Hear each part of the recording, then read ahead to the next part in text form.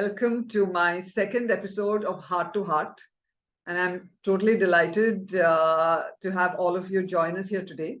And even more delighted to have Sai Ganesh Nagpal as my guest. So welcome, Sai. Absolutely wonderful to have you. And what I'd like to say about Sai is that most of us, 99% of us, learn through pain. Our last guest was an example of that. My own life is a saga of suffering, and so many other people's as well. But then there are a few privileged few who seem to learn through joy. And I think Sai is one of them. I don't know you, Sai, very well, so I'm sure you must have had your own share of suffering, surely.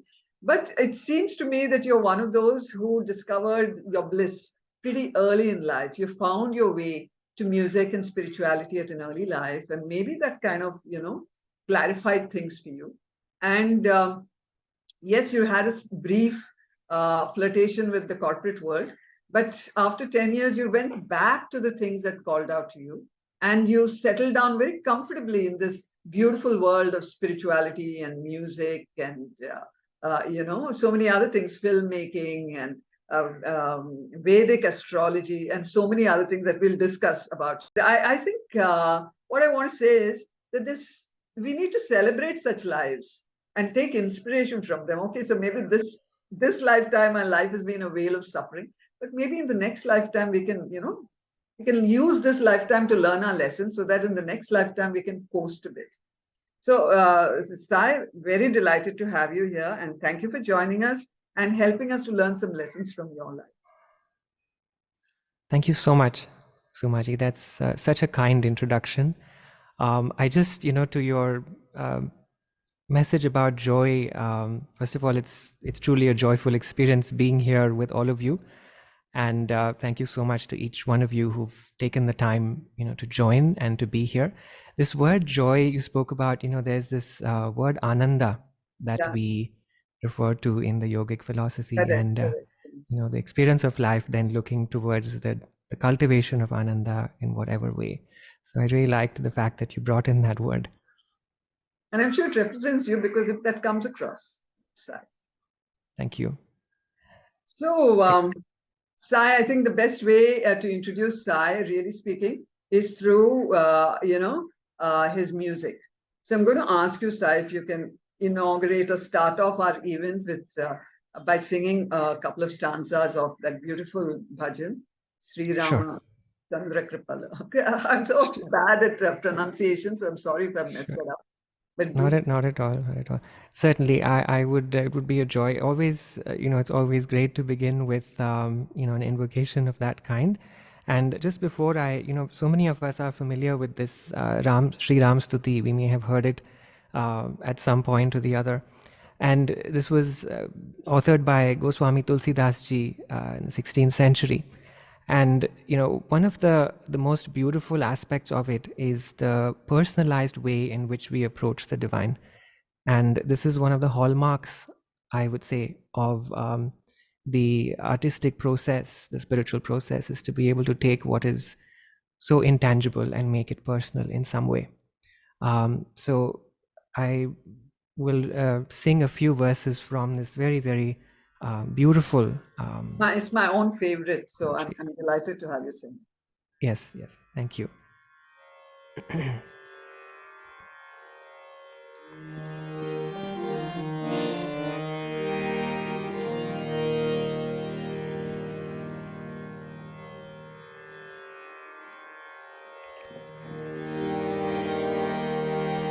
Shri Ram,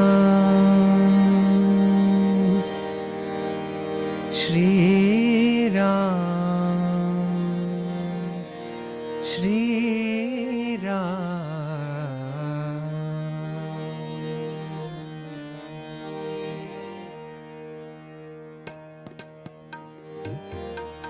Shri Ramachandra Kripalu, bhaj man haran bhava bhayadarunam, navakanja lochana kanja मुखकर कञ्ज पदकञ्जारुणं Shriram Shriram.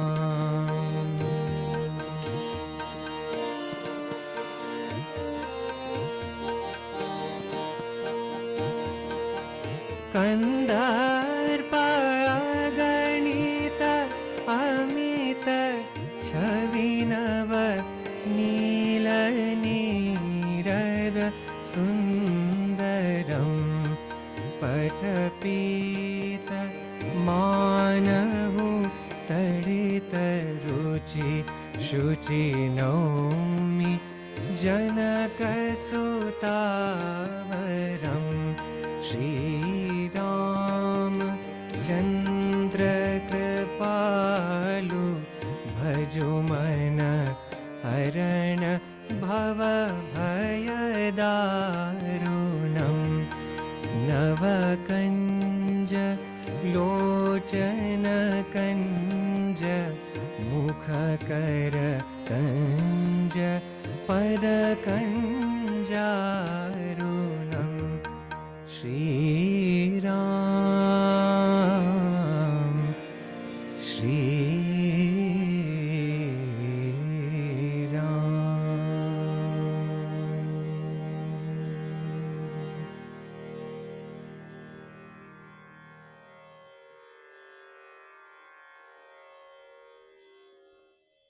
Simply beautiful style.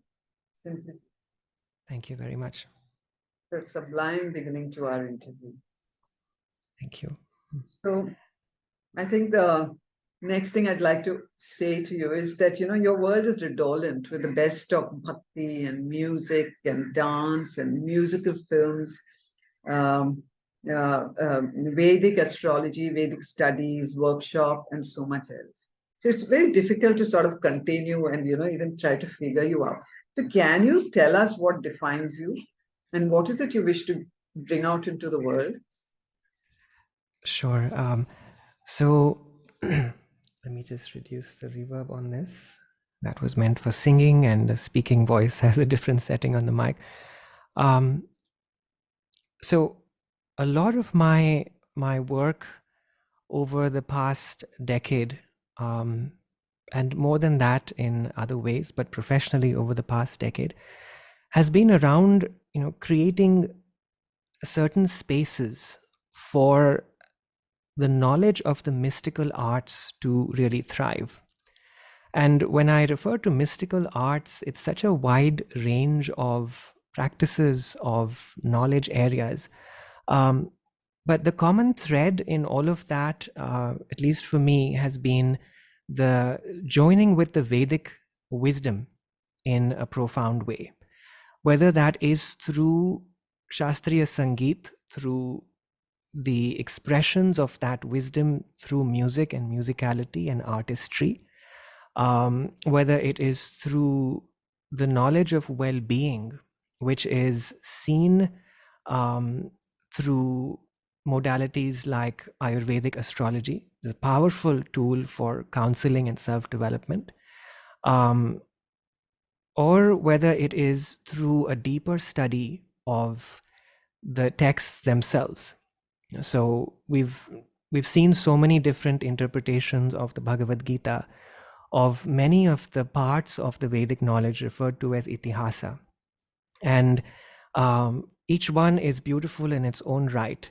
And from a young age, I was drawn to reading the teachings about these texts, the descriptions of the nuances, of the language, of the meanings, etc. And so a lot of my work was around being able to take what is so, I feel, so precious, so ancient, so timeless, and to be able to allow people to connect with it in whatever way is meaningful to them. For some, it is an experience just of inner bliss, inner peace. For some, it might be a deeper kind of deep dive into the knowledge, especially through modalities like Vedic astrology. Amazing amount of insights about our lives that we can gain from some of these tools. So I'd say broadly, those are, with music as well, there are so many ways in which to go deeper with the music. One is where you listen to it as a way of satsang, just as a way of connecting with the divine. Then there are deeper musicalities connected to mantra, which is a very powerful tool in its own right. And that can be used to address certain conditions as well, that a person needs to be able to relax more, to be able to find deeper meaning. There are specific kinds of branches of mantra yoga, which I have also been sharing as part of my work. So I'd say these are some of the key areas that tend to come up in terms of the work that I'm connected to. So basically, what I hear you say is that all these things that you're doing are connected by the fact that they're linked to the Vedic wisdom, and that the Yes. Vedic wisdom moves out in so many different streams, but all of them holistic. All of them holistic, and all of them with a great deep capacity to flower, to enable us to flower out in profoundly. Absolutely, absolutely. So, one of the I recall when I was little, and I used to learn How class. little is little? Well, actually, about 7 or 8 years old, That's little. um, and I started my training in music in Shastri Sangeet when I was about 5 or 6 years old, and so it continued from that age. And I was introduced to, of course, Indian classical music. In by its nature, is one which has devotional, uh, you know, compositions very much part of it. That's something which is intrinsic to the style of music. But on a personal level as well, I was always drawn to this realm of bhakti. So I remember listening to Vedic chanting, Vedic recitation. In those days, we used to have audio cassettes, and we would have recitations of different aspects of the Vedic literature playing on those audio cassettes. And I remember sometimes sitting and listening into those and feeling like I was sort of hypnotized by that level of vibration that came from there. And at first, I couldn't always make sense of it logically, obviously, but it's just something I felt I wanted to be in the presence, of that kind of expression. And so there were various times, there were various opportunities to deepen my connection with with that kind of artistry, which allows this is not, it's important to remember that in our culture, musicality, whether you look at dance or you look at any other form of um, real performance art, yeah, it was always intended to join the individual to the cosmic. Totally. It was not it was not it was not always intended as a stage performance where people will applaud you and you will receive some sort of stardom at the end of it. In fact, some of the greatest some of the greats, actually, when we look back in time, um, probably would not even have been very well known during their time, and they were immortalized because of the deep soulful quality, the rich quality of what they brought out into in through their creations. So the Totally, emphasis the totally emphasis of agree with you. yeah, Devotion runs through all art and yes, probably almost all sciences as well. Uh, that's so true, that's so true, that immersion was something which is at a very deep level. And even if you look at many of the um, ragas, especially the way that the notes flow, you look at the different kinds of moods and bhavas that they tend to evoke within a person. You also look at classical dance and you look at the various poses, how the devis and devatas are actually embodied through the performance of that kind of art. And music, dance, and even instrumentation, so vocal music, dance, and then instrumentation along. So you had raga, you had tala, nritya, of course, And bhava is something, feeling is something which joined all of these branches very, very beautifully. And the thing with bhava is something is that it doesn't, it doesn't happen overnight. I think this is something we tend to miss out on or forget, that when you're looking for a certain quality in your life, there is no magical quick fix for it. It is something which is cultivated over a long period of time. One has to develop a relationship with that particular quality in order to see it grow.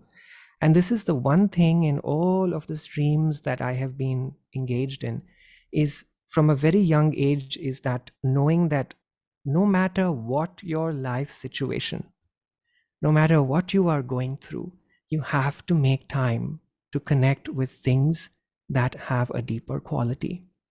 And every time I experienced in my own life when I was not able to do that, and I experienced an inner suffering, inner pain as well, and the path leads you back. But developing this deeper relationship or connection with something, it's not necessary that it will bring accolades and likes and acknowledgement immediately. If that comes, it is a blessing. It is meant to be seen as a blessing. But one doesn't perform the art for that reason. The performance of the art is to join the individual with the cosmic. And we see that constantly, in that recommendation to follow art in that way. So you embody it, it becomes part of you. You start to see rhythm in everything, the beating of the heart, the waves upon the shore. Everything has a tala to it. And ultimately we connected with Lord Shiva and his cosmic dance as well. So every part of life is infused with this richness of kala, of artistry. I feel it is everywhere. It is just about being able to connect with it in a certain way. And that requires patience. It requires dedication. It may not grab the attention instantly. And I think that's what... Makes so much sense. Yeah. Riyaz, I suppose, the daily Yes. practice, the Yes. devotion with which you put yourself to the thing, That's so Absolutely. beautifully said, Sai, and this, what shall I say, this deep understanding of what's Indian philosophy and culture and civilization in itself is really all about. Is really marvelous and quite rare for someone your age as well. So, but you've been fortunate to have been immersed in it at a very early age, and So, what have you got personally from this deep immersion into the highest of cultures and art and So spirituality? I would say, first of all, that I was fortunate to have to be connected with some very eminent gurus at a very early age.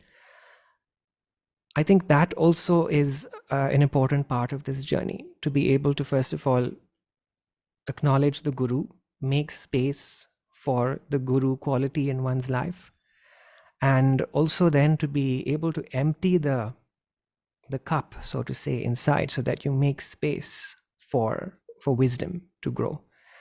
And again, that relationship is cultivated over time. See, what happens is that there is the idea that, oh, I will go to the guru, or I will go to the teacher, and I will get this knowledge. And if my life is going great, then this is a wonderful teacher.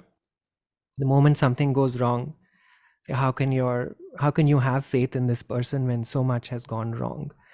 And I think that is the real test, is the ability to be devoted irrespective of circumstances of life. And when you find the right teacher, and I think this holds true, I would say, for any practice, to be able to connect with the guru principle. So I was fortunate to have access, and I offer my pranams to each one of them, Could you on name a... them, Sai? Could you name them?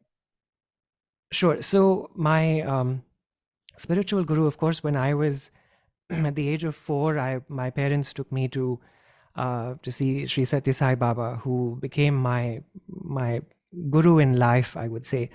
And I had his darshan at the age of 4. there were many other masters and teachers along the way, and I was fortunate to be able to sing in their presence. And that's the nature of this work. It often takes me to environments where this sort of knowledge is shared. And I was very influenced by a number of different spiritual masters and teachers, had the occasion to even be in their presence, to understand their path a little better. And that process, I think, brought a lot of the contemplation and reflection aspect in life. That nothing on the outside is absolutely 100% perfect. There are things that you have to absorb and then process in your own way. And the refinement of it comes through the grace of the Guru. And be able to incorporate it in a way that is meaningful for you. Yeah. So what happens, I think, in today's day and age is because we are used to bite-sized information, right? We will hear someone say something in a 2-minute video, and immediately we form an opinion. I dislike this person, I like this person, and I will listen to more because I like it. I will not listen because I don't like it. So we are driven by our platforms to become a slave to our likes and instant likes and dislikes. Oh, so true. Yeah. And that is where, when you just go back a little bit and you look at the ways in which instruction and knowledge and the seeking of deeper wisdom, how it was meant to be internalized. In fact, when you are feeling uncomfortable with a certain kind of knowledge, that is the time to hold on to it even more. That's the time to go deeper. Have you experienced that yourself? Meaning, have there been times when you had a dissonance with the Guru, or you had an internal suffering and you hung on, or you left? Did you have that experience? Certainly, there have been ups and downs in life, and I would say that there were many times when I had to make very crucial decisions about what to do in the time ahead, and whether it was my career choices, also my choices of study, etc. There were many decisions to be made, as all of us have, to make such big decisions in our lives. Sometimes things went well initially, and I felt like I had made the right choice. Sometimes there were setbacks, and these could come in the form of financial difficulties. There were illnesses sometimes, various kinds of roadblocks that tend to, I think this is a universal phenomenon. And at the low points, there are always days when you wake up and you question everything. You question the very basis of your faith. You question why certain things are happening. And one of the beautiful aspects about the relationship with the Guru is that it started to transcend time and space. And an example of that is, for example, if I was really, really seeking an answer, often my Guru would come in my dream, and there would be a certain kind of a message that would be given there. And it was so powerful that I would wake up at times and feel like I was actually in his presence. There was no doubt about it. And it was not much was said. It was a small, like a line, a phrase, for example. And but it had so much meaning. It carried so much weight. And that is something which I feel, that process of connecting personally. And it was at the low times, really, that the deepening of the process actually happened. I recall, I'll just give a small example.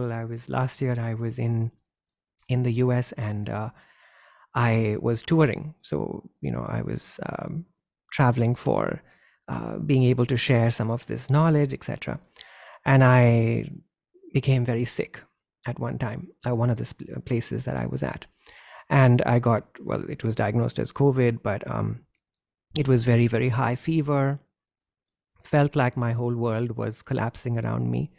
And I had so many programs lined up. People had booked halls, bought tickets. There was money involved in the whole thing. And right in the middle, I sort of really was flattened out with this illness. And I recall, at times like that, I was always, even as a child, I was always taught, those are the times to hang on to the name. So we say the Nam, the Sat Nam, and that name is one thing which is so powerful. It is, and this is not even something I just say because, it sounds nice, but there is so much power in mantra, in the repetition of a name. And I recall I had reached that point where I had no physical strength, and even hospitalization was not an option because, it was not so easy at that time. And I remember falling asleep. This is after about 4 days of a raging fever, and falling asleep at night with an intense prayer. And it was literally, you offer yourself completely to a higher power, and you say, I have, like, you don't even know how to articulate your question or your prayer. You just completely, it's like you prostrate before them and you say, take it from here. And that night, Baba came in my dream. Sai Baba came in my dream, and when I woke up in the morning, this was at 6 o'clock in the morning. My eyes opened, and I slept about 7 hours.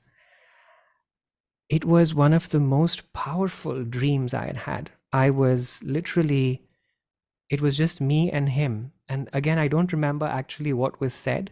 There was just this extreme exchange of love energy and just being in the presence. Sometimes you don't even need to say anything, just the knowing. And I feel like when I woke up, I felt like I was so disoriented. Where am I? I felt like I'm at the ashram in India, and I was actually in the US. And from there on, the fever just began to go down. And it was, even the doctors were surprised at that time, because they said that there's no way you're going to be able to sing for the next couple of weeks at least. It was a very severe throat infection. And literally 3 days later, I was absolutely fine, and I was able to actually carry out almost all of the programs that were lined up. How beautiful. So And beautiful, sir. so when I would receive praise at the events, and they went off, without bragging, but they actually went off spectacularly well, probably better than ones in the past. And I would always, when people would praise, in my mind, I would offer all that praise to the divine, and I would say, this is, I cannot take credit for this, because there are forces, there are powers that are much larger than we can imagine, and they are always there to access. We tend to think we are alone, and no one listens to us, but my God, we have actually a direct line. And I was so grateful and so humbled by that experience. And the thing is, I don't like to say this in the sense that I'm someone special and so I have this great connect. But I honestly and truly believe that each one of us has this, almost like this frequency that we can tune into, that we have access to it, and it is really about being able to become conscious of it. Absolutely. In fact, I honestly believe that it's not that God is distant, close to one person and distant from another. It is that we are close to one God, or we are distant from God. And if we get to bridge the gap, the light of divinity would shine as much on us as on you. So it's our distancing that really makes the. That's so true. That's so true. In fact, in the Vedic text, the first thing that we are taught is Isha Vasyam Idam Sarvam. All of this is an expression, a manifestation of Isha, of that one divinity. So we like to separate these things out, spiritual, religious, material, all these areas. We're so good at making these labels. I'm spiritual but not religious. I'm a very materialistic person. And this has become so common for us to talk like this. And yet what we forget is that it doesn't matter what we believe we are. The fact is that Prakriti or nature has already decided who we are.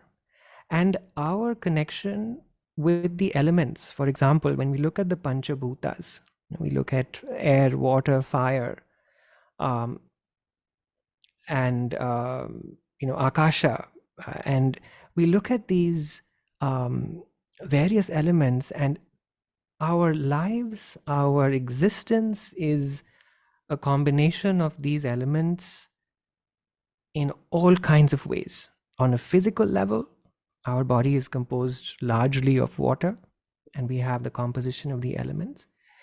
On a mental level, we see the elements and how they influence our tendencies. Anger is related to fire.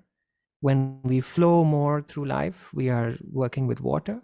When we have intellectual capacities, we want to share ideas, that is the air element. So the entire creation, Prakriti around us, if you look and you'll see these patterns over and over again, the Panchabhutas everywhere. And whatever you believe you're religious or spiritual or not, Prakriti doesn't care. She has blessed you with water element, she's blessed you with the air element, with the earth element. All of these are there. So how I feel like the approach should be more, how can I understand my own nature better and work with the building blocks of nature? How can I balance these in my life so that I can make the most of this extremely precious opportunity, which is this life? Beautifully And said. So is that where Vedic astrology might support the person? Can you tell us a little bit about what that is and how actually do you help somebody through that? absolutely. So that's actually a beautiful question to lead in from what we were just talking about, because the planets are referred to as grahas. And why are they grahas? Because they grasp, to hold on. Graha means to grasp very tightly. So there are certain qualities in our lives, certain influences in our lives, certain tendencies that hold on to us very strongly. And in Vedic astrology philosophy, it is said that we bring some of these tendencies due to our karmic, you can call it karmic baggage, or a karmic burden that we carry into this life. And there are some things in life, some experiences, some events, etc., that we go through as we work through this karmic layer. Yeah, we have to have certain kinds of experiences, interactions. We grow through each one of them. And the planets are mirrors of a certain kind of a map. Yeah, that is already there inside of us. If you look very deeply into your own awareness, there is an inner voice that is constantly guiding you. Sometimes it's a little bit fuzzy, it's a little bit hazy, but at all times, even when a child is very little, there will be some pull towards a certain area, yeah, which is intrinsically there. And I have seen charts of children. It is absolutely magical to see how that pull inevitably leads a child to a certain kind of a destiny, at least in terms of areas that they would like to be involved in. So we are all we are all functioning under a certain kind of a pattern that we have brought through our various lives. And in this life, at certain times, as the planetary time periods open, we have the opportunity to work through those karmas. Now, what happens is people tend to go to astrology as a tool to somehow make them feel, as an information-based tool. Tell me when this is going to change. And tell me when I'm going to make a lot of money. Tell me when I'm going to go overseas or get married. These are events of life that inevitably will come. Yeah. And they are there. You can see them. You can see a certain window of time when it's possible for these events to actually materialize. But at a deeper level, when you understand what is the planetary structure in your kundali or your astrological chart, it gives you an idea about what are the areas that you can actually empower yourself with. You don't have to wait for some external time to show up. There are certain things you can do even now Can you give based an on. example of this, Sai? Sure, sure. So, for example, when we are talking about the planet Saturn, Shanidev is one who people fear Saturn so much. And that is perhaps one of the great misconceptions, is that, some people will sometimes say, I wish I could just take Saturn and put it outside the chart somewhere. But it is so important for all of us to acknowledge the time period of Saturn, because what is Saturn? Saturn is reminding us of the areas that are slightly unpleasant that we don't want to look at in this life. The thing is, we only want to look at pleasant things. We would love to have pleasant experiences come our way. So Yeah. you're talking about, let's say, the shadow side of ourselves, or some of the maybe relationship issues we may have with somebody, or some problem which we're not ready to face. Is Yes, absolutely, absolutely. There could be a certain kind of a conflict in the home. There could be even a health yeah, crisis that right. comes up. Sometimes it could be the loss of a job. But each milestone um, actually ends up becoming an opportunity, to Yeah. be able to accept the lessons of that particular time. Do you And find that most people are unwilling to, because that's been my experience also, very unwilling to learn their lessons, and essentially not willing to give up, trade their good opinion of themselves and various other things like that. sure, absolutely. I think that's a common thing, is that, we want a fix somehow without actually doing the work that is required. And it's a kind of I would say, a universal laziness which happens, because we are used to things happening very quickly, and you order something and it comes, and we've become more and more used to that style of functioning. But when you're working with some of these qualities, there will be times when you just have to sit with that pain, or you have to sit with that particular sense of lack. The new job is not coming, it's going to take its time. And there is uh, always some value that you can actually gain during times like that. It might be a little bit hidden, it might not be so apparent, but in order to grow through that, one has to then also be a little bit humble. You have to also be willing to give up certain things. And it's I would say it's like a two-way street. In order to be able to gain that growth, we have to at some point also see what are the fundamental changes that I'm willing to make in my life. What are the fundamental things I'm willing to give up? Also, is there a new perspective, a new approach that I can take? And most of the time when we go, especially to astrologers, we are not going with that frame of mind. And that's a little bit unfortunate, because we're missing out on something very, very profound, very deep. Yeah. What about these upais that they talk about in astrology? Where do you see that? I mean, that's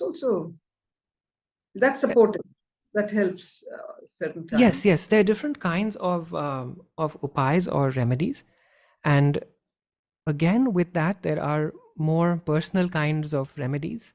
There are ones which are slightly, I would say, impersonal, because let's say you have a certain gemstone, or you have, a certain kind of a yantra which is given to you, and there's minimal amount of things that you need to do. Maybe a small charging of that stone or that crystal, or you just wear the stone and move ahead with your life. So remedies a lot of times tend to be along, Quick fix. in that zone, and it's convenient for us because we don't really have to change much about our lives. But there are much deeper remedies which come up. For example, if a person has a propensity towards um, tying all of their identity towards a result, that I am nothing if I don't actually produce a certain result. So even with work, for example, obsessed with how things are at work, and if work is not happening the way I wanted to, my life is nothing. So for that kind of a person, we would often recommend doing something which is nishkama seva. Take out a little bit of time, go and serve someone. Beautiful. Just because the exchange of, or to create more joy, just to create that selfless quality. Start detaching. Saturn teaches this lesson of detachment. Often we are not willing to learn. We keep accumulating more and more attachments through our lives, and knowing fully well that ultimately we're not actually going to be taking any of this with us, right? So how to cultivate that detachment, oftentimes that can be a remedy in itself. There can be remedies like performing certain artistic practices, being involved in certain kinds of things where there's more flow that comes out in life. So can you give me some examples? What kind of artistic practice? So, for example, there could be a person who has a propensity towards developing their musical talent, but because of there's no time, or there's too much pressure, they haven't actually been able to they haven't actually cultivated that particular talent. Or too focused on success or Yes, stuff like that as well. absolutely. And the thing is, whatever that talent is, for some, especially in many charts, moving the feet and working with dance as as an actual therapeutic practice comes up a lot. There could be forms of yoga that are more, of exercise and also well-being, that have more grace and flow in their structure. Yeah. So those. Beautiful. So basically what you're saying is, if life is led too much by a single window, and you're not really using many of the talents that you may have been given, which would probably have helped you to balance your life, then also your life doesn't work. Is that something? Is that what you mean, basically? That someone may have had the capacity to be a good singer, but doesn't do it, and that singing would have helped him balance his life, or dancing perhaps. Absolutely. It depends, of course, on when we look deeper at what a person's chart is looking like, what are the certain kinds of planetary influences that are upon them. But when we're talking about artistic practices, in a larger sense, all of these practices relate to something which is developing an inner focus on inner prana. Prana is life energy, which in yogic terminology is referred to as the life force that keeps us alive, that gives us vitality and strength. And that's why, through breath especially, we're able to internalize and hold that prana in a very potent way, also through the food we eat, the experiences we have. So to do something every day or even periodically that nurtures the inner life energy, and oftentimes prana can actually be cultivated through certain kinds of evolved artistic practices. You work with that energy, you move it around, you allow every part of your body to be bathed in that prana. And a practice like that can have, so on a creative level, of course, it opens up a certain part of our intelligence, which is extremely crucial. And also on the level of the physical, it ends up being necessary at times to be able to flow more into certain areas. So beautiful. Because whatever you say, today we're leading lives that are so focused on, basically sitting on your desktop, Yes. flying away at your computer, left brain work, right brain has been ignored. So there's tremendous imbalance in our lives, and good old Saturn is actually helping us to in some ways, rebalance that. And I think that's what this beautiful civilization of ours is really all about, telling us that we need to, um, have a holistic framework of well-being and not just get stuck in one mode. Beautiful, yeah. Yeah, that's so true what you've said in that the um, stagnation that we might feel, the feeling of being stuck, of not being able to move, whether it is, of course, on a physical level, the body does slow down with time, but even on a emotional level or in terms of what to do in my life that makes me feel like I'm moving forward. All of those, I think each person comes to a time of crisis when that big question comes up. What am I supposed to do? And that is, we have to look at that crisis as a blessing, actually, in some ways, because from there on, there is usually a very powerful opportunity for a powerful reset which comes. That's so beautiful. So, sir, in your own life, have you been, have you used astrology in any particular way? I mean, to guide your own journey forward? Can you give me an example?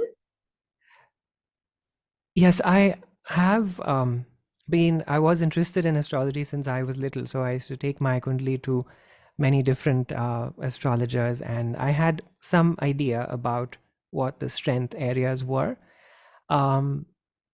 But there were times when there was confusion, obviously, about especially changing career paths, etc. And most certainly, knowing or understanding the planetary time period and how to make the most of it, there were certainly insights from that contributed towards being able to find inspiration. That even, okay, it's going to take time, but it is that something of value is going to come from this. On one level, on a deeper level, of course, there are certain tendencies which you become aware of. It could be a tendency towards anger, it could be a tendency towards attachment, towards going back into the past and reminiscing things to the point where it becomes disturbing, where you're very attached to past memories. All of those show up in a person's chart. Those kinds of tendencies will show up. Now, when you have a tendency, then as soon as you see yourself being grasped, that graha, you're seeing yourself being grasped by it. When That's you so are, interesting, this grasping. yes, We're pulled, right? Very pulled. often we're just Yeah, taken away by our tendencies. yeah. We feel sometimes, and sometimes it can be so pronounced that we Powerful. actually feel helpless. And you might see a person suddenly changes their mind about something, and you sit back and you say, why are you thinking like this? What has happened to you? Um, but when you are able to see that influence come in, and you see that shadow sometimes be cast over your, when there is a certain awareness and consciousness about the possibility of it, I think it makes it a little bit easier to, when you look at something, it starts to have less power over you. Correct. Yes. And sure, it will still be seen in your personality, it will still come out in some ways, but at least when you're conscious about it, you know how to even hold it back at times, or to transmute it, or to work with it, in the right ways. So there are a lot of times like that. You've been able to manage your life by the awareness that astrology has given, the Vedic astrology.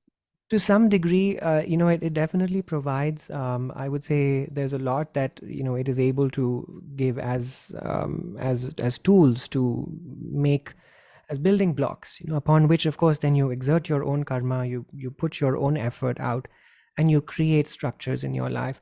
But in addition to that, there is this aspect of Shraddha, which becomes absolutely crucial when you are walking on this path. And I think it's not just walking on this path, it should be, for everyone.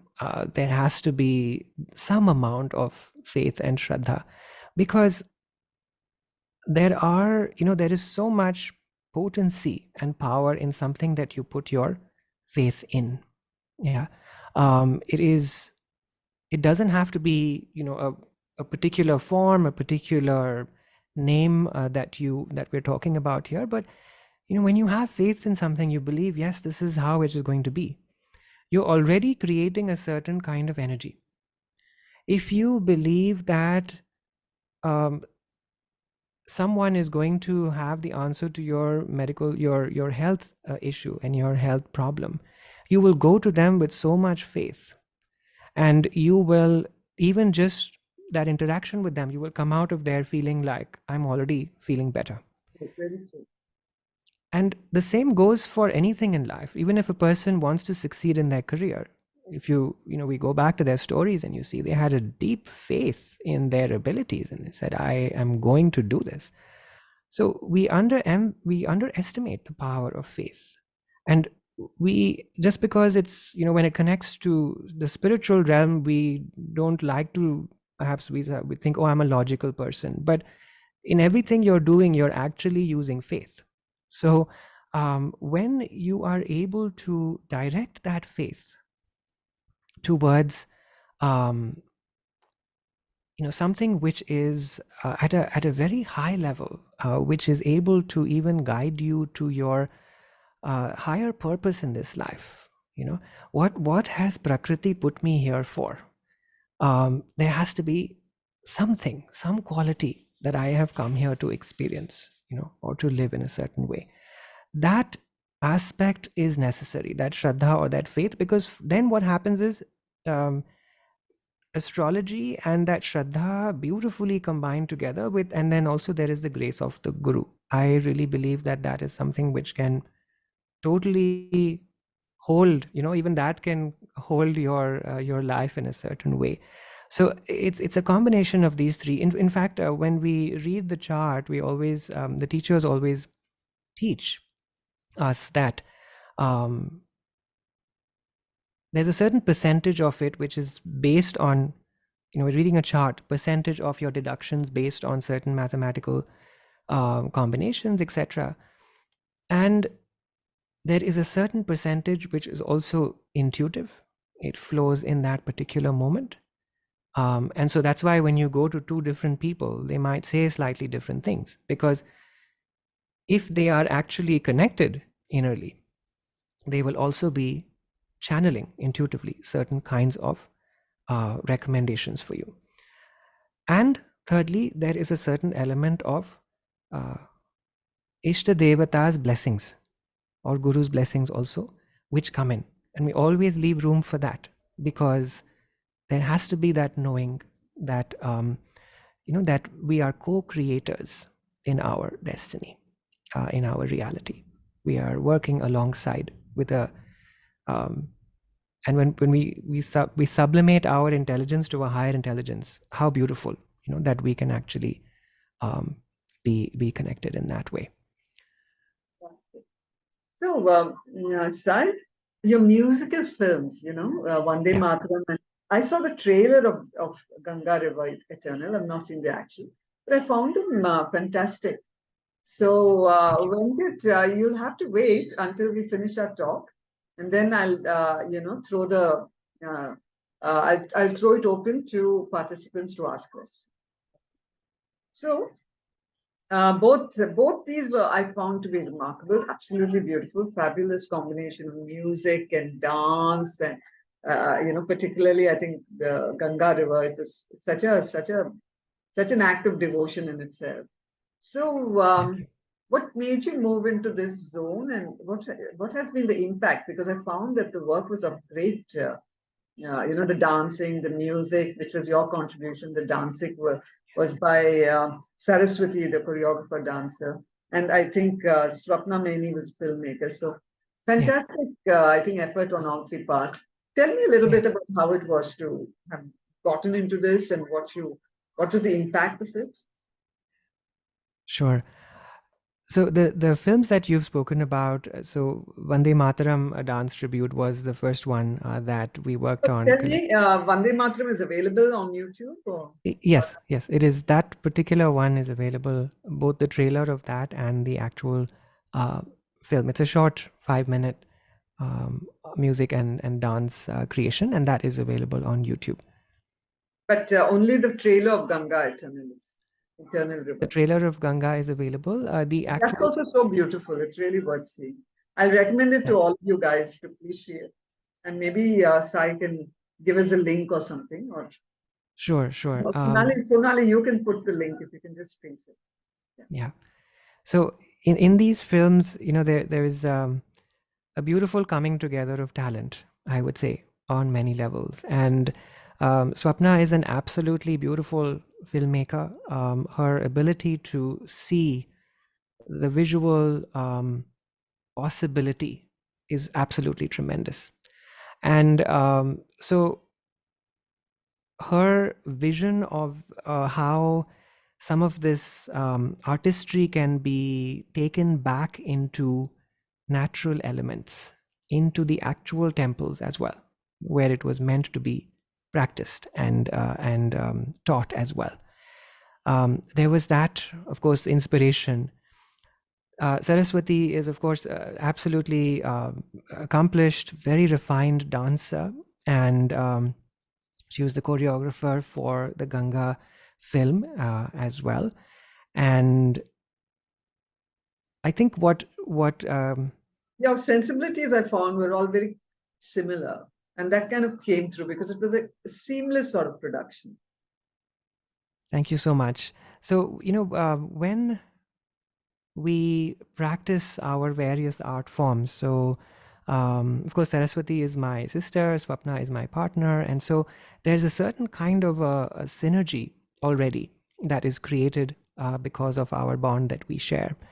And I think for me, whenever I used to go and visit the banks of Mother Ganga, Yeah, I shared would like this.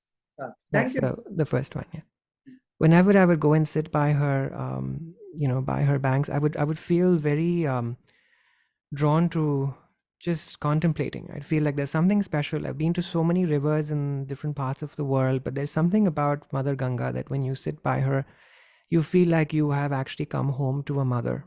I And totally agree. yeah, Totally. and I think many would have experienced something of that nature. And at the same time, there was also the knowing that when we look at or we talk about the river and the blessings that she gives us, um, there's a certain kind of a refined way in which it's necessary to approach her.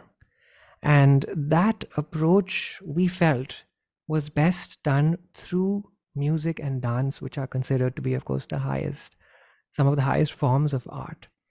And the initiative was to take these art forms and perform them in the spaces like the ancient temples, where there's also visually, it is so stunningly beautiful. There's a certain kind of energy there. And to be able to recreate a certain kind of awareness about how profound these spaces are. And now, of course, when we learn music, we learn dance, etc., it's always in the walls of a room. And here we thought, why not actually create this on the banks of Mother Ganga. That So was if you amazing. And to see the dancers, dancing on sand and pebble and all that. And yes yes yeah, I mean, so beautifully done. yes, each one of them is an absolutely refined dancer in their own right. They have undergone training in that particular art form. So I think we're very fortunate that the talent all came together, and of course it was a lot of work. It was a tremendous amount of um, trying to muster up the right kinds of resources, the right sort of time also to be able to have everybody together at the same time in the same time zone as well, because there were also dancers from outside of India who were part of it.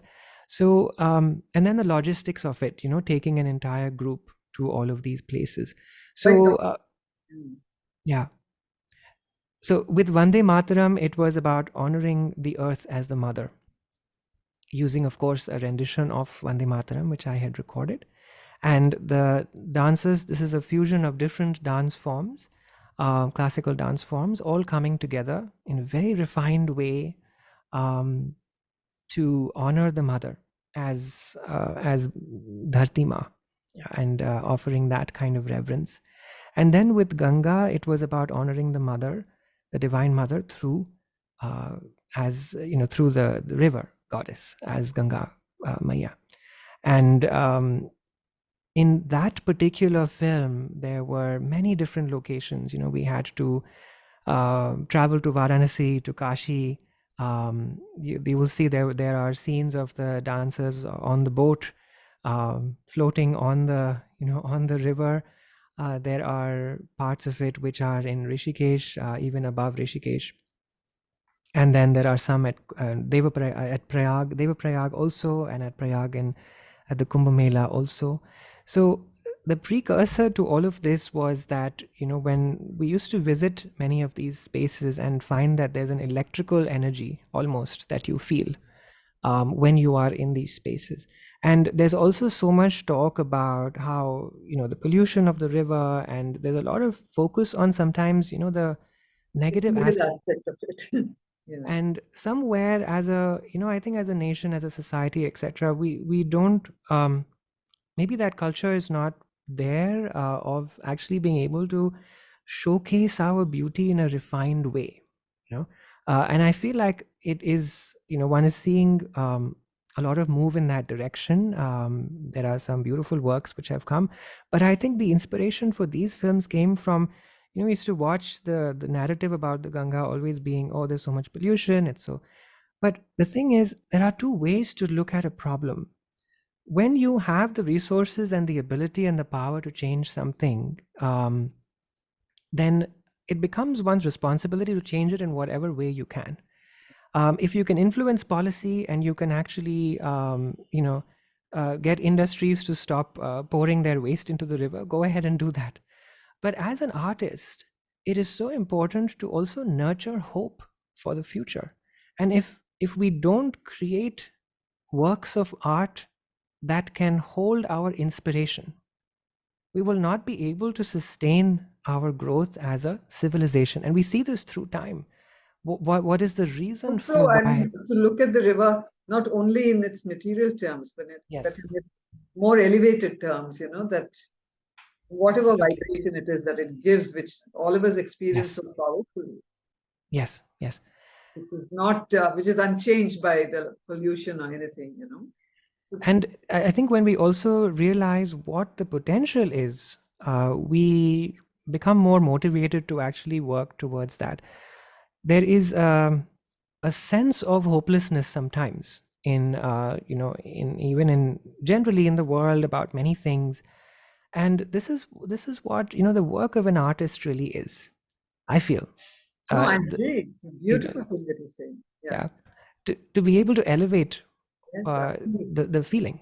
And so while there will obviously be people who will need to work with the darker aspects, with the harsh realities of the situations on the ground, which are very complicated, I understand that.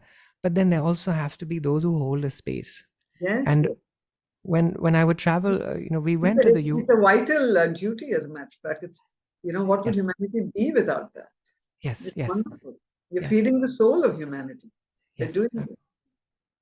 So how did these films, I think you took them to several festivals across the world. So what kind of an impact did they make? So there were, there were a lot of accolades, I would say, that came through with these. Very fortunate and grateful for those. One of them was actually selected as the opening film for the Chicago South Asian Film Festival, and the Consul General of India in Chicago was present at that screening, and we were able to have a personal meeting with her, and also to be able to speak about using some of the film material and the film as it is, of course, to promote India as a destination for spiritual. I think it was showcasing the best of India in so many ways. Yeah. Thank you so much. Thank you for that. Many of the spaces that the films would be shown at, the feedback would be that it's very elevating, very uplifting. And I think that's a quality which is actually, for me, that is very important. If I create something, I would like it to be uplifting. Totally so. Totally so. Yeah, You know, I mean, of course, there's art that's not uplifting, but sure. and of course, it's the artist's freedom to do so. But when Yes, you're uplifted, it's an entirely different experience. yes, yes. And I agree with you that an artist's job is basically to show the way forward. Yeah, yeah. When I would travel to some of these ancient temple sites, etc., in India, and we have such a wealth of sites, we may not even be aware of many of them. But when you look at the intricacy that is present in some of these spaces, and you think about, a time when these were not considered to be extra, that an entire society, an entire group of collective minds decided that it is necessary to have beauty, aesthetics, and artistry, and uplifting ones at that, as part of the landscape. And so it was not an option. That is how, and imagine the level of dedication and commitment to be able to create something which you don't even have your name on at the end of it. Absolutely. That's so beautifully put. I mean, Yeah. some of our temples have taken 100 years, which means Yes. generations of, sculptors and artists have worked Yes. on it. It's a fantastic size. Yeah. Now the thing with art, it's a big dilemma actually for an artist, because you were in the realm of social media where oftentimes your worth is measured by the number of likes you get, the number of followers you have. It's all very appreciation and result linked, but that is not actually how we were taught to learn to practice the art. So finding a balance between that is very important, because as we were talking earlier, there are so many great artists who left behind beautiful works, but it is ultimately the process that becomes important. How deep are you really immersing yourself in this practice? Whether or not people like it is secondary. No, The so first, true. I mean, where would we have had a Shakespeare or a Tagore if they were chasing yes, light? yes, yes, Crazy when you think about it. But that's so hopefully true. this Yeah, is the phase we're sort of going through, and yeah, yeah, we'll get back his senses. That's something I always, cherish. yeah. I can't stop being aware that time is ticking along, and I'm sure we've got a legion of people who'd like Mm, to ask you questions. So I'll just stop with one last one, which I yeah, can't resist. You're a sure. beautiful looking man. So I don't think I've seen a more beautiful looking man than you. Oh gosh, thank So, you. Thanks. so one of my theories is that as we progress, we're going to move towards the androgynous male. And do you think you're when both men and women balance their masculine and feminine, so I think you could be one of the forerunners of this trend. And then the other thing I just wanted to observe was that I've seen that many gurus, many gurus, for instance, let's say J. Krishna,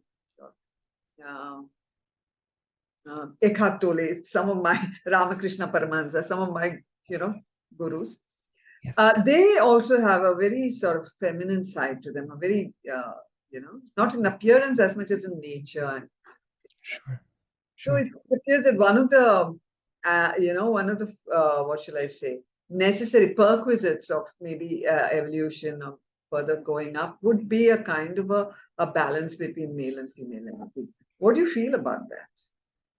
Well, I think that nature or prakriti is inherently designed like that, to have balance, and we tend to life tends to um, express itself in certain kinds of extremities, and then there are points when we seek more balance. you know um, when we speak about the balance of the masculine and the feminine, I really feel like if we look back into our texts and our stories, and we look at Bhagwan Sri Krishna himself, yeah, what a powerful example of a being who has who is comfortable with balancing so many different kinds of energies, roles, whatever we want to label it as.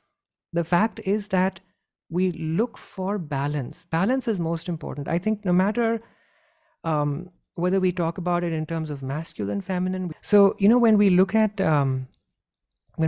balance, there's so many ways one can look at balancing energies. And when we look at the form of Bhagwan Shri Krishna, we see a being who so powerful, so strong, able to fight battles, defeat Rakshasas. And at the same time, when you look at look at his, even in this murti here, his stance, it is so graceful.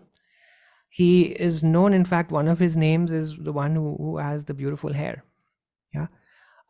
He has a very refined sense of aesthetics and beauty, which is very much a part of his masculine experience as an avatar. So when we look at needing to even categorize certain qualities, I think the most important thing becomes, how can I feel balanced in this particular body mind construct? What is it that gives me great balance? And in yoga philosophy, they talk about the Annamaya Kosha, which is the physical body, the Pranamaya Kosha, which is the pranic body, and the Manomaya Kosha, which is the mental or the emotional layers as well. And constantly the striving is that how can I achieve balance between these three? It doesn't matter what body I have been given. It doesn't matter, what cultural background I have, which obviously determines certain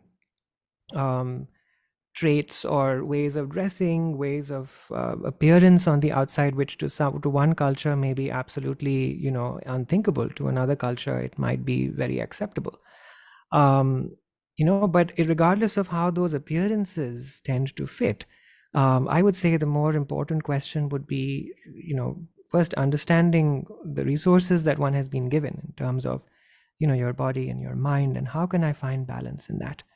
And if a person has that balance in some measure, I feel like there will be a lot more peace, a lot more space, to focus on things which really, really matter, which is the inner journey. Ultimately, these are containers. Our physical experience is a container to hold space for something else. We tend to spend a lot of our energy on the external, and life goes in that. But ultimately, these have all been given to us, for a deeper purpose. So for a culture that places so much so much reverence and adoration on Bhagwan Shri Krishna, I think I always allude to his form, and as one that is able to hold so many different energies, and that is like an inspiration. When it's time to fight the battle, summon forth that energy. When it's time to be in a more refined sattvic kind of a space, pull that energy.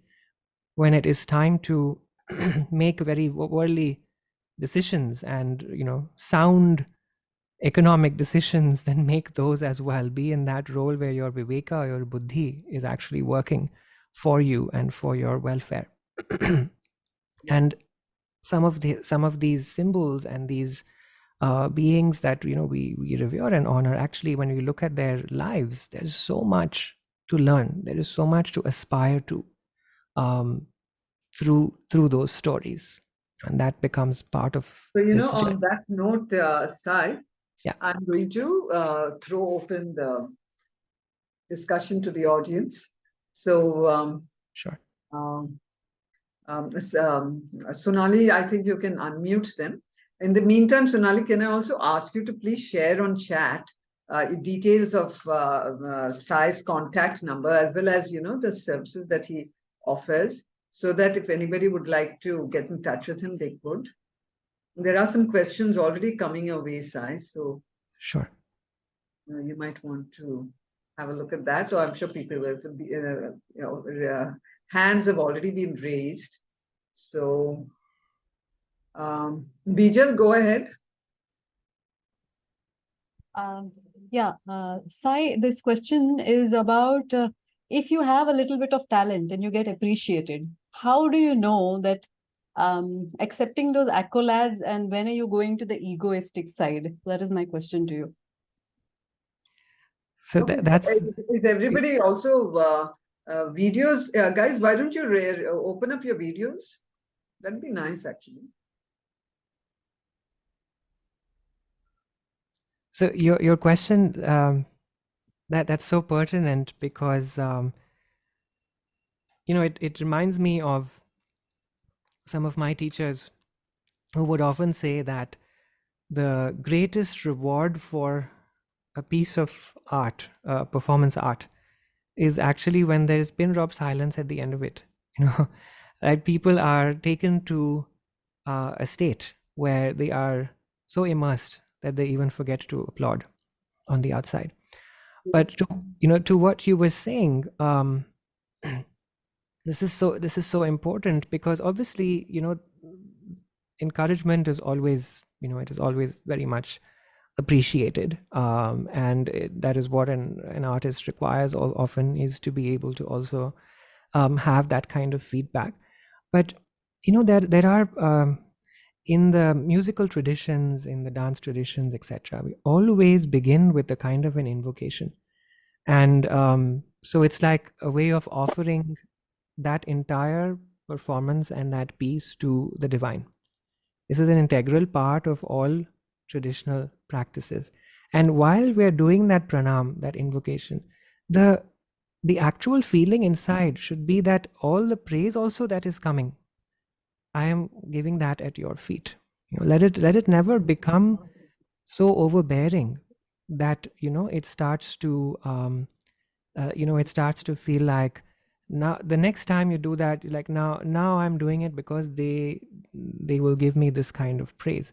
The reason for doing it should be that I want to hold this space. I need to feel absolutely one with this art form. And when that is the spirit with which the art is offered, I feel like then whether a few accolades come, whether more comes, it is really, it doesn't have such a strong bearing, I think, on one's journey forward. Because another thing to remember in the artistic journey is it is always up and down. There will never be a time when everyone will like you. And this becomes, I think, also the downfall of many artists, because there will always be a cycle. There will be a high point, and then there will be times when, this is the way nature functions. It comes in, there's a growth cycle, there's a peak, and then there is a descent. Yeah. And so becoming comfortable with that, one of the ways that works for me, of course, is this thing of inner offering, that offer it to Krishna, and whatever be the outcome, I am singing this for you, I am dancing this piece for you, and everything else is just an addition at which is irrelevant in the larger sense. So without bhakti, I think it is really hard to be able to Be grounded. Yeah, absolutely. Yeah. Beautiful. Okay, one more question, a quick one. Yeah. Well, how do you know? Like, somebody told me that it is a quality of the shishya and not the guru. So even if you're with the wrong guru, you're still going to progress on your path. Is that true? So again, right and wrong guru is very subjective, but there is a certain kind of a trust, which is if you've accepted someone as your guru, whether that experience is pleasant or unpleasant in terms of how much they reward you or say nice things to you. Sometimes they might even criticize you. I think when you have accepted someone as your guru, I think you've already opened up a kind of a channel of progress in your life. And then, of course, a lot of it depends on how you internalize and work with that experience. I think always, of course, that gratitude is there, for the knowledge one has received. But remember that there always has to be a progress towards greater refinement. I think that is the whole point of these traditions. It is not so that everything just stays the way it was. The nature of art also, of thinking, of everything has to keep evolving over time. So how can we take that basis that the Guru passes on, and beyond that, how can we refine it even further? How can we pass it on to the world in a way that continues the cycle of growth and evolution? I think for the Shishya, that is very important to be able to think about, and not saying, not doing that in an irreverent way and saying, you know, I've learned from you and I'm done with you and I'm just going to do my own thing, but with gratitude, of course, but yet constantly looking at refinement. This is why Goddess Saraswati is so important to an artist's life. Without her, the experience is pointless, actually. You know, it's she's constantly reminding us, you take Vidya and then refine it further. But then to refine it, you have to create the mental space. Buddhi has to be at a very high level to be able to do that. And that's what we try and work on, you know, through the practices, through this journey, is to develop the buddhi in that way that we can aspire to greater refinement through our art. So Thank you. beautiful. Thank you so much. So Venkat, guys, before we actually go further, I'd like to say, ask questions, because we've got an erudite and knowledgeable, guest here with us. Statements would be less desirable. If you have anything to say, then you can put that on chat. But if you want to engage with Sai, then I'd suggest stay with questions. And before I go any further, I just want to thank Nitya. Nitya, thank you for introducing me to Sai and enabling me to have him here. Thank you so much, dear. And I have to thank Nitya as well, because she is been such a lovely conduit of this connection that has come about. So Venkat, go ahead. Yeah, Sai Ganesh, listening to your part and working out, is there some divine connection that brings everything possible that's happening in your life? And how do you not become detached with that? And how do you become aware of that? That's my question, number one. Number two, Vedic healing, which you told, I experienced it last year from one of the persons. And my energy started flowing from there. How come 3 months I didn't read, I didn't watch, I didn't listen? What's the reason for that? Could you kindly share? So to your first question, when you spoke about, I think, some kind of a grace or a divine presence, which one feels in life, and how do you become aware of it? If you look at the Vedic culture, and you look at Hinduism as well, as a lifestyle, as a practice, as a philosophy, the abstract is always given a certain kind of a form, so that we can personalize the connection with that larger presence, which is difficult for the mind to conceive. So if I take my own life as an example, I have to say that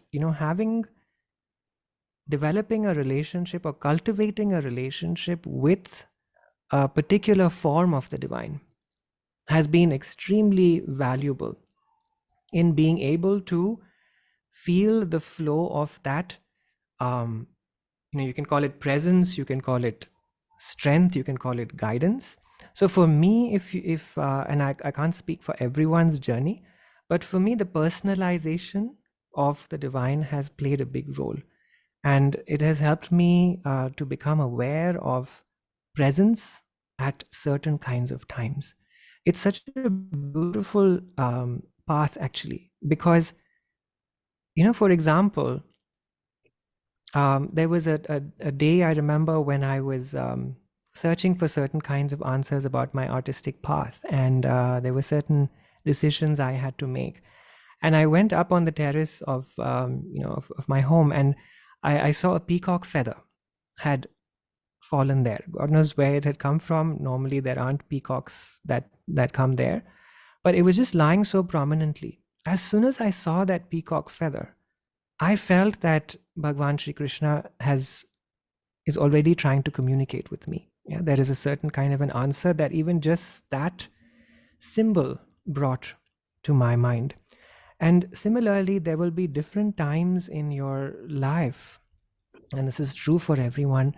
The divine is always speaking, whether it is through symbols, whether it is through a certain person who will walk into your life at a certain time, completely outside of one's plan, so to say. Sometimes there might even be, a certain kind of a confirmation which comes through a synchronicity or a certain kind of blessing, that shows up. And the most important thing is to also realize that the divine can also show up when there is through a difficult event.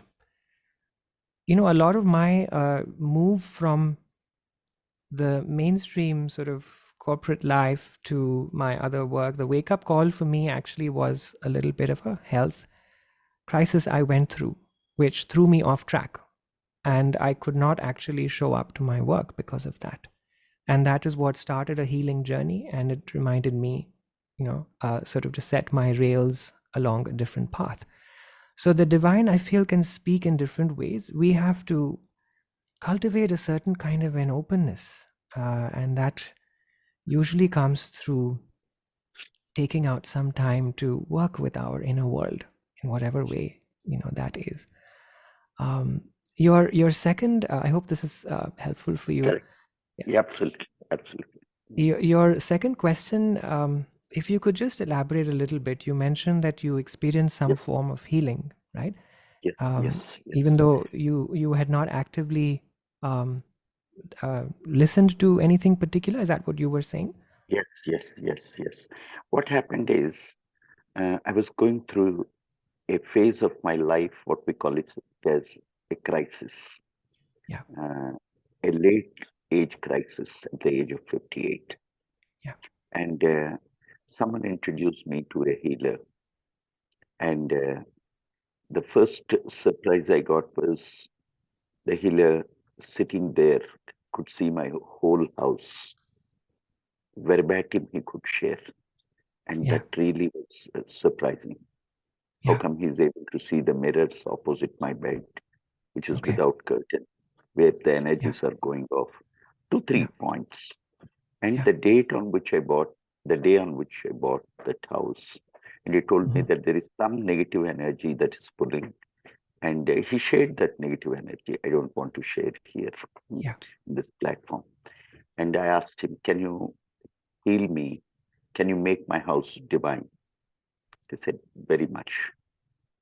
And after he did that, I saw my energy is going up. My father, who is 89 years, started showing up in a better manner.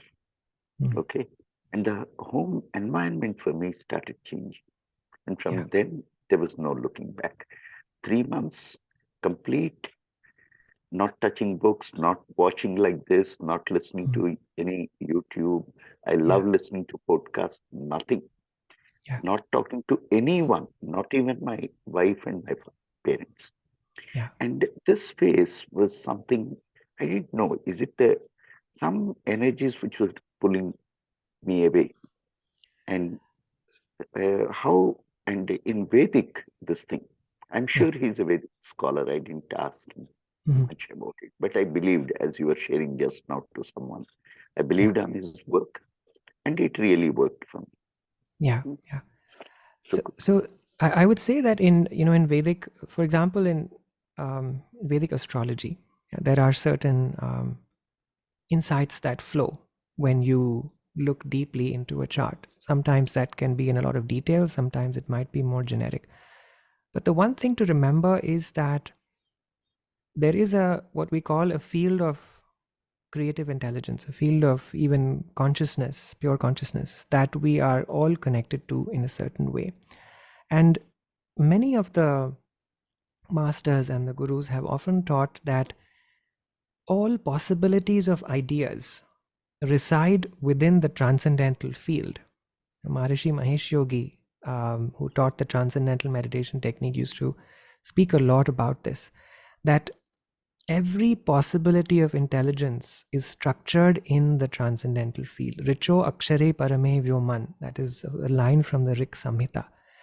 So everything that has happened, that will happen, that is happening, there is a certain amount of information about it that is already there in the collective. Some people may call it the Akashic field. And I think through many examples, one has seen that if a person has a certain kind of a gift, a certain kind of an ability to see, so Jyotisha is also the Lord of light. It is about seeing. It is about perceiving. Sometimes we might see things in this realm, in this loka. Yeah. But sometimes that vision extends to this field of possibilities, call it the field of infinite possibilities, the field of consciousness, where everything resides. And then when a person is able to contact that field, they are oftentimes able to see a certain symbol, a certain kind of a vision, a certain kind of a, it could be a memory from the past that shows up. So on many levels, there are those who are gifted and able to work with the field of vision in that way. Yeah. On a larger level, I really feel like it is when you're meant to receive that guidance, it will come to you in the absolute perfect way that is meant for you. And even though you mentioned, you didn't actually actively go and seek out all this knowledge, but the thing is, when your time has arrived to be able to receive that initiation, I always feel like we cannot resist that. It will come to us. So many, you see stories also of people who have been transformed completely. They go to a guru with the intent to expose them as a fraud, and will often come out with a much deeper understanding, or even an understanding that I actually don't know anything, and the journey begins from there. But what is it that leads them to that particular place at that particular time? This is the domain of time and space, which Jyotisha and many associated mystical arts attempt to get some clarity, by looking at time and space. So a lot of these kinds of experiences you might see, also reflects, of course, the perhaps the gifts that particular person has, and also, there's a certain kind of a access to remember that we all would actually, when you'll see that there's a certain kind of invention or a certain idea. Yes, absolutely, Swami Chinmayananda. That is in fact, his name was in my mind at that time. And of course, Swami Chinmayananda ji, Gurudev is such a strong inspiration. I've heard many of his discourses, etc. But if you, if you look at time periods, yeah, it's absolutely incredible how, especially when you look at a person's astrology chart and the time period changes, the entire flavor of life will change. And that person may not actually do a lot of things. So the stage will be set by certain circumstances. But where you take that, in what direction, I feel also there are certain karmas that we can actively change and that we can actually actively work with. Some things will just happen as though it's part of a plan, and both of these are there, I feel. So the fact that you were open to this grace and it has actually, been so meaningful for you, I think that's truly a blessing, to be able to have that. And we don't have to actually feel like there's always something to be done about it. Sometimes even just being in that state of receiving is fine, with gratitude, of course. Sometimes the silence, you spoke about being quiet or being, without having access to all of this information and knowledge. Sometimes I feel we are exposed to too much at the same time, and we're not being given a chance to contemplate. It's one of the great difficulties, actually, of working in this field in today's time. Earlier, when you read a book, you sat with that book for some time, you internalized the thoughts, you didn't have a platform where you instantly let out your reaction. Now, Correct. so quickly, we say, I like this, I don't like this, I agree. Our minds are not being trained to go deeper. And sometimes the greatest rewards are seen in those moments or that time period when you just retreat. You turn everything off and you say, I'm just going to go into the depths of my own self or just my own being, and let that be my guide.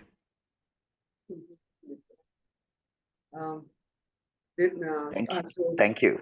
Thank you. It was really wonderful. Pleasure. Vibha, would you like to share? Well, thank you so much, ma'am, for giving us the opportunity to join this beautiful talk that you are having. And thank you, sir, that you are actually elaborating on all the questions and giving beautiful answers. My queries are two. One is that through Vedic astrology, can one find the purpose of the present as well as the ultimate purpose of life? Secondly, do we really have the choice to make choice? Or choose, I must say. Thank you. Yeah, that is the age-old question, actually, that we often tend to reflect on that even while practicing this particular branch of knowledge. So yes, when you look at the Vedic astrology chart as a map of possibilities, there are a lot of insights that come about the present time as well, and about also then what are the factors that have led you to this particular time. So I would say, in fact, it is as much about enriching your present as it also is about something which is going to happen in the distant future. In fact, that becomes a very important part of Vedic astrology, is to understand that these are the energies I'm working with, and how can I use them to make my present absolutely empowered, more balanced, whatever quality it is you need to bring into your life. So definitely there is a lot of possibilities and insights when it comes to being able to understand this present time a lot better. Yeah. In fact, one of the approaches of astrology is not so much to look at it as a predictive tool about a list of predictions, this will happen, that will not happen, and then the astrologer is gauged, were they right, were they wrong, did this happen? That actually, if something has to happen, it will happen. We don't need to spend so much of our energies worrying about it, but rather, when a person understands that this is my, for example, Atma Karaka, there is a planet which is given a certain amount of importance in your chart because it is your Atma Karaka, your indicator of yourself. Then we look at what are the various qualities associated with that planet. If it is the moon, for example, a person will have a certain kind of imagination. They will have a kala. They will have a inspiration that they will need to develop in life. They will have to start going through life a little lighter, let go of that extra weight constantly being carried on one's shoulders, emotionally and otherwise. So like that, you identify the certain influences that are strong, and look at how can I take this and make my present, a lot more, I would say, meaningful. Meaningful is the word that resonates, or in alignment, so that I feel more aligned at the end of each day. Yeah. And the other question, sorry, could you repeat that again? Okay. Thank you very much for the first one. The second question that I raised was, do we really have the choice to make the choices, or okay. Yes. to choose? Yeah. Thank you.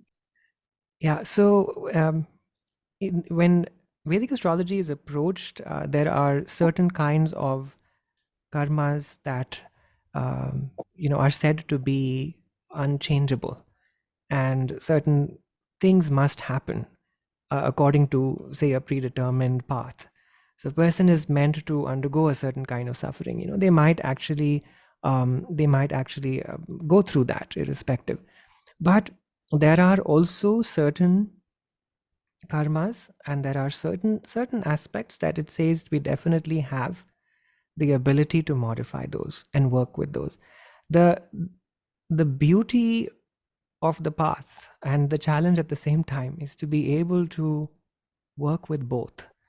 And what happens is people have a tendency to lose faith very quickly. So if everything is not changing the way that I want it to, then I'm just gonna, I don't believe in this anymore.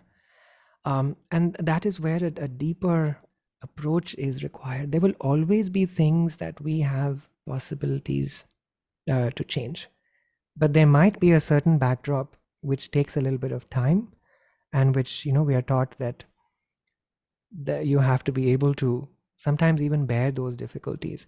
Because I think one of the important things to remember is we are looking at often approaching everything as this is the one life from start to finish, and that's it.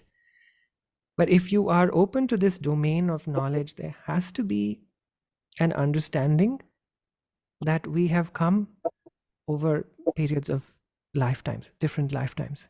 So what we are experiencing here is one little section of that. So therefore, the feeling or the knowing that this is where bhakti comes in, where it says that whatever pain I am meant to carry, whatever challenges, let it happen, with your grace, and offer that also at the feet of Bhagwan. But be ever willing to even take certain steps which one has the potential or the ability to take. So there will always be, with the guidance of the right kind of person, Vedic astrologer, Jyotish, there will always be certain areas that one can work on, always. It is the nature of creation, is to allow us to be able to constantly move and change, and within a certain kind of setting. So a little bit of both. Thank you so very much, sir. Thank you. You're very welcome. So Bijal, you have a question? Yeah.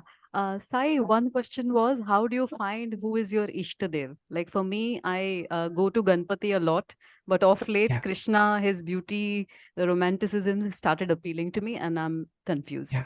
The second question is that I've always learned that after being really desperate for a result for a very long time, when I've let go of that, and it suddenly has come to me. So how do Yeah. you be disciplined while being Yeah. detached to the outcome? So these are my two questions. Yeah. So the Ishta Devata question, again, if we're looking purely at Vedic astrology, there are certain ways to see that. Yeah, if one is open to receiving that information, there are certain planetary combinations which apply, which then a person gets an insight that, okay, this particular Devata or Devi is one that is more tuned to my sort of path. And oftentimes it will coincide with some point in life, there may have been that connection. At the same time, and what's interesting also is that I have offered this modality, in cultures and in places around the world where there may not actually be an awareness or an openness to the Devis and the Devatas in these particular forms. So there are other ways also to connect with their energies, and that's the beautiful part about this knowledge, is it is very universal in many ways.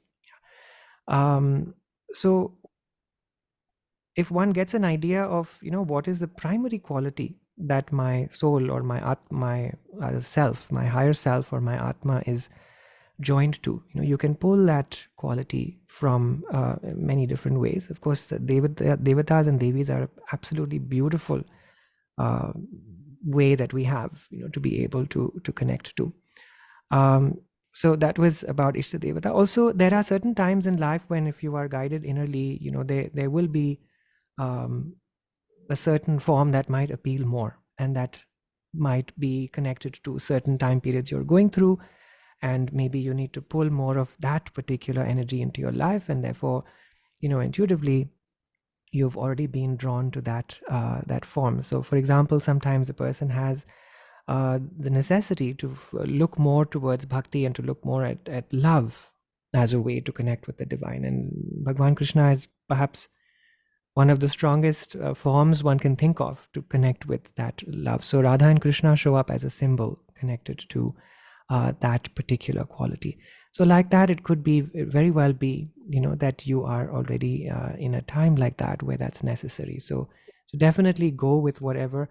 But I think in whatever it is that one does, whatever form it is one honors and worships and invokes, it's important to do that with a certain kind of a love, not with the sense that I will only come back to you if you do this and this. I mean, that's such a flawed way of approaching the divine. So as long as one is approaching it with a certain heart value, and then of course there is power in repetition. There is a certain relationship which is cultivated over time, and that has its own beauty. So there is something to be said for that over a period of time also. Your other question was regarding putting in a lot of work, and when you let go of the outcome, you feel like it flows a lot better. So this is what we refer to as nishkama seva, or nishkama karma rather, where the fruit of the action doesn't become the only determining factor. In fact, it's interesting you mentioned your connection with Lord Krishna, and then there is that verse of his in the Bhagavad Gita which says karmanye vadikaraste ma phaleshu kadachana. So your obsession should not be with the fruit, even though you have an absolute freedom to perform karma in a certain way. So I feel like if you are moving in that direction, that is the wisdom to sort of cultivate and to try and apply even more, in your work in any area, because you will find that it will be, when you do work in that way, there's some element of it which there's a letting go of, and you offer that as a as literally as a flower offering at the feet. It beautifies and exemplifies that quality so much more. And just give an example. For example, even in the artistic line, you'll see that a lot of artists, and very famous ones as well, and when they create their first work, it is with a certain kind of freshness, right? Usually the one that propels them into fame. And oftentimes we'll even analyze after like a decade or two, we'll say, but there was something about that initial work that was very special. And one of the things with that is that when they're first doing that, it's with a lot of that, I'm just doing this because I need to create art. I need to create something beautiful. So what I was saying was that, when they create a certain kind of artwork, it's absolutely it has a certain kind of a charm to it, a certain lightness to it. And then slowly over time, there is the need to create an appearance, an image, and then you have to then live up to what you've done before, and then you have to better it, and the pressure that comes from then trying to create for those audiences. And you'll see the quality, you'll see this in all artists, sometimes the quality will change. And I really feel like that has to do with this particular sentiment of doing something purely for the sake of doing it versus actually being very attached to. It's so true. That's really so true. The second books of many writers is never as good as the first. That's true, actually. Yeah. Thank you so much, Sai. Okay, Yoshita, you go. And I think Sharada, after that, we will not be able to take on anyone else because we're edging towards the finish time. So Yoshita, you, my dear. Yeah. So thank you, Suma. I would really want to. In fact, you said I should be only asking questions, but I can't stop myself to acknowledge you and Sai. For demonstrating the divine energy on your face, on his face as well. And Sai, I want to ask you is that I see you as a perfect blend of beauty and harmony, what Suma said earlier about, the beauty in the being. You But I actually was making him represent, blush. you are actually representing the beyond the male and female. When I first saw you on this screen, and I said, wow, and all that you said, you are a demonstration of that to me at this point.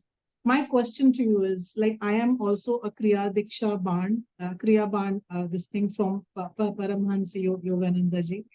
But what I am facing the difficulty is the consistency. And I know deep into my heart that, it's just, I have experienced the glimpses of what all you have said, it very, very small flavors of it. I'm a paint artist, so I could get everything what you just shared as well. I want to know, what are the practices that you follow in your life as to bring in the perfect blend of the beauty and harmony that is so intrinsic to the nature, and the purity of the space that you demonstrate. So what are the practices that you bring in your life to keep this on and on and on and go deeper? Good question. Thank you so much. Just a second. I'm going to actually just switch back. I think this mic has come back on again. Can you hear me? Okay. Yeah. Okay. Great. So first of all, thank you. That's a very big compliment, and I don't know if I'm actually deserving of that, to be very honest. As they say, looks can be deceptive, but no, but thank you. spoke at the level of being. It's just like the way. Yeah. Your expression, your smile, your eyes, your everything. Thank you. Just pure. I mean. Thank you very much. I so appreciate that. And thank you for sharing that. So in terms of course, you mentioned your connection with Paramahamsa Yogananda ji, and I've had the fortune of visiting many of his shrines in the US as well. And my journey, actually, I read the autobiography of a yogi when I was, I think, 12 or 13 years old. And that was a huge factor in just moving the path ahead. I think it's something which is, I think everyone should read that at some point. In terms of practices, the interesting thing is I have a certain set of practices that I do follow regularly. So I've actually learned Hatha Yoga, and there are certain practices in that I practice regularly. But I think for me, also because of the nature of my work, and I travel a lot, so there's a lot of changes that happen in the environment, and also the places where I am. But there's something, there's always a constant, which is in the form of the music, I feel, is what keeps me always joined to sort of an awareness of, I would say, the higher realm. It's and it happens, I would say, even if I'm sitting in a hotel somewhere, and I turn on my tanpura and start chanting a little bit, it instantly just feels like a whole sort of possibility opens up, I think, wherever one is. So for me, that the musicality, the musical sadhana, I would say, has been one of the strongest things which has kept me very, very, I'd say, focused on the path. And every time I've felt an imbalance, I felt unsure, I keep coming back to that. And so I have a certain kind of a riyaz and a practice that I do. Also work a lot with specific mantra recitation. So mantra yoga is a big part of things that I do. And of course, there was a time when I had to make a very firm decision about what environments to actually be in order to move forward. And I made that conscious choice of deciding that this is the kind of work I would like to do. This is the kind of environment that I would like to create wherever I am, and sort of made a firm decision in that. And then circumstances, of course, over time began to arrange themselves around that decision. And yet, there are practices which I feel can be done anywhere. I mean, of course, basic pranayama and breathing practices, I'm sure many of you would be familiar with those. But even something as simple as Om chanting, for example, is something which I often do wherever I am. And I have a recording of it on my YouTube channel. Actually, it's 108 times of Om chanting. So, and there are many other mantras, in fact, that I have recorded with the meanings also, in a way that, you know, a person can listen to it, maybe even learn it and sing along. So that whole domain is very powerful, because I feel wherever a person is, for example, if I'm sitting on a plane and there's a lot of turbulence, and you know, everyone has those thoughts of is this going to be the end of this life? And one of the things a very, very special teacher told me, she would always say, repeat the Gayatri mantra whenever you feel scared. And I think about 8 or 9 years old at that time. It was in the middle of the Gulf War, the first one. And I was living, my parents we were all based in Dubai at that time. And there was a lot of uncertainty there. So I remember we connected with this teacher, and this is the one thing that she would emphasize, and she would say, repeat the Gayatri mantra. And I felt like, then I began to study more about this field of mantra, and I started to realize that when we do that, when we connect to this energy, we are not just helping ourselves, but we're also, creating a certain kind of a space, a coherence space around us. And so that whatever must happen because of that event, ultimately let it open up pathways for greater evolution, whether it means that something terrible is going to happen on this plane of physical reality, but at least then let it lead to something which is smoother afterwards. And I've read so many books again of people who've had near-death experiences, have come back and lived to tell the tale of what happens after. So anyway, the purpose of going into that is just to say that there are these powerful tools which I feel can help to just bring prana or life energy in a more to enliven it in a more concentrated way. And then that is an area of, but it's an area of constant work. I feel it's something that one has to constantly be working with. We've crossed 8. Oh, okay. Okay. Very reluctantly, we'll simply have to close the shop. Sharada, please forgive me. Yeah. Good evening, everyone. Thank you, Sumaji, for once again a great session. And Leela, So I just I'm wanted so to... sorry that we won't be able to take your answer. Why on earth did you not put up your question? Why did you not put up that hand of yours earlier? You can put it on chat if you like. But so before we close, let me just thank Sai for this wonderful session that you've given us. Sai, thank you so much for opening yourself up to us and in allowing us to riddle you with all the questions in the world and for answering them with great patience. It's been wonderful to have you here as a guest.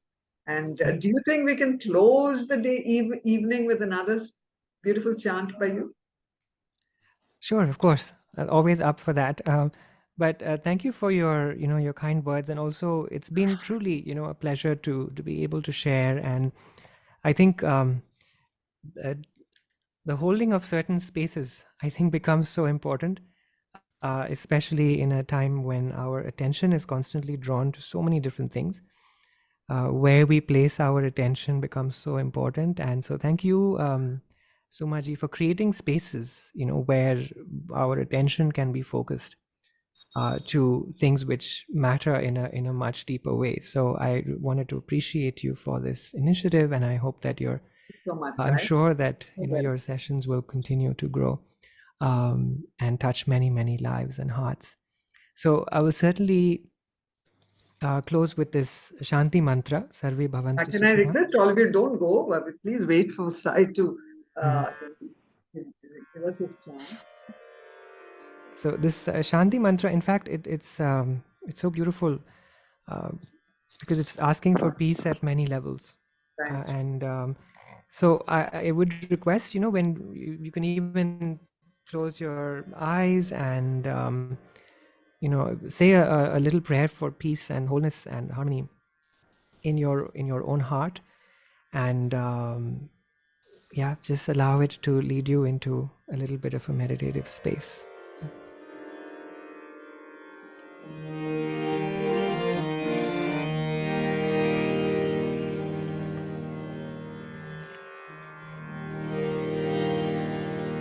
Take a moment and bring to your mind a sankalpa, a prayer for peace within the heart, peace within the community, within the nation, and in the world.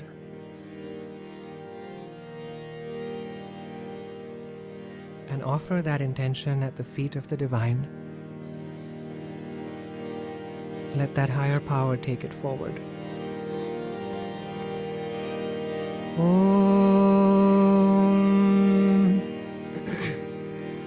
Sarve Bhavantu Sukhinah Sarve Santu Niramaya Sarve Bhadrani Pashyantu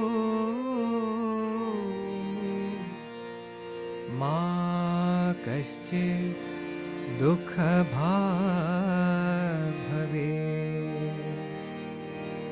Om Dyau Shanti Ambarisham Shanti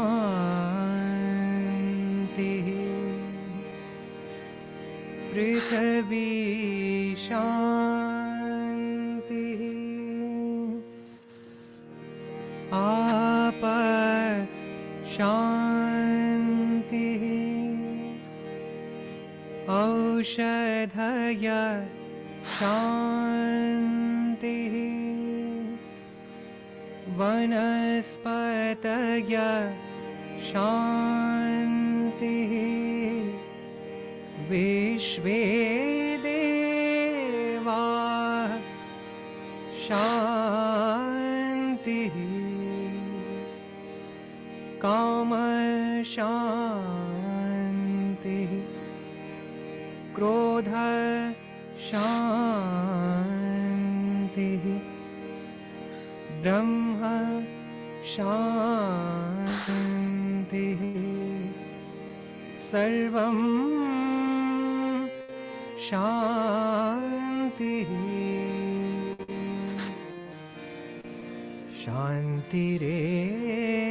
Shantirevam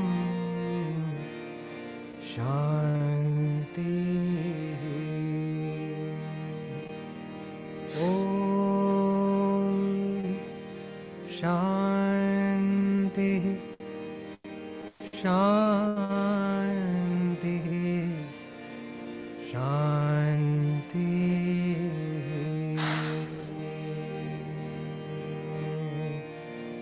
Hari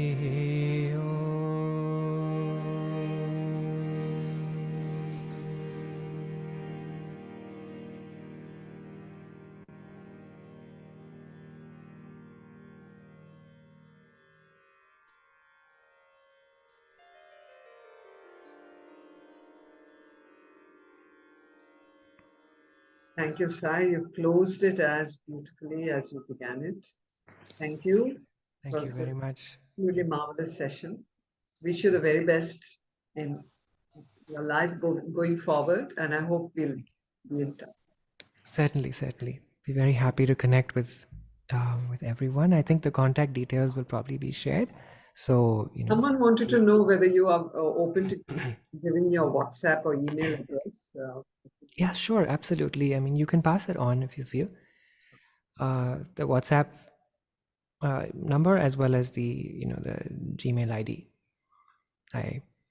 Sonali doesn't have it.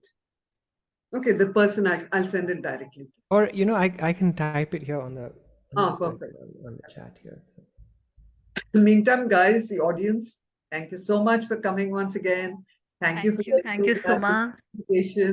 It's been a joy having you. And I'm so very glad that I narrowly escaped World Cup, the finals. Thank you so much, Suma. Thank you, Sai, for a wonderful session. Thank you. Thank you, dear. Thank you very much. I've shared the contact details online. Oh, super. I mean, on the chat. So Perfect. So on that note, I'm going to wish everyone good night.